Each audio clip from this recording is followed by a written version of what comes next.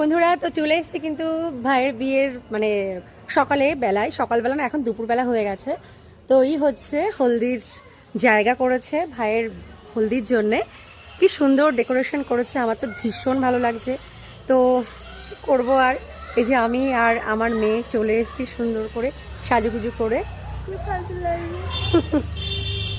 হলদির জায়গাটা ভীষণ সুন্দর লাগছে। তো চলো আরও আসছি।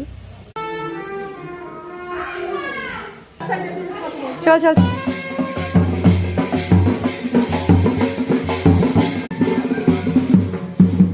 আরে না বললে যাবো।